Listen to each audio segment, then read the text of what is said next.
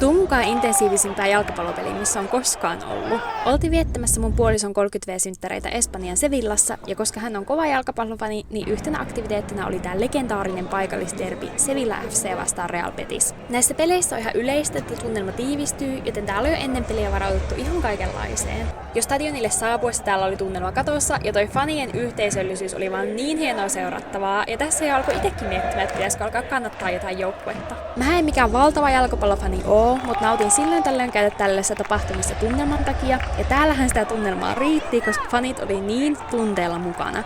Mun illan lemppari oli siis seurata näitä fanien reaktioita.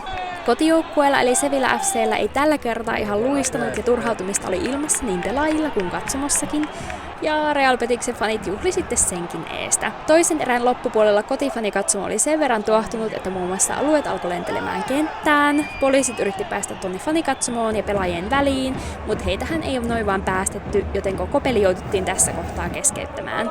Siellä sitten tovi keskusteltiin, että vieläkö peliä jatketaan, ja mä valin täällä, että mitä tapahtuu. Lopulta poliisit ja vartijat pääsi rauhoittamaan tilannetta, ja peli pääsi jatkumaan, mutta Betishän vei voiton 0-2. Pelin jälkeen me ajateltiin antaa porukan vähän vajua stadionilta ennen kuin lähdetään tonne ihmismassaan, ja siis tää roskan määrä täällä stadionilla oli ihan jotain järkyttävää. Täällä peleissä syötään paljon auringonkukan siemeniä, ja sitten ne kuoret vaan tiputetaan maahan. Meidät ohjattiin sitten tonne vierasfanikatsomon luokse, ja yhtäkkiä ei saatukaan enää poistua stadionilta, vaan meidän piti vierasfanien kanssa odottaa, että kotifanit on poistunut paikalta. Näin vältetään sitten kahakoita eri joukkueiden fanien välillä.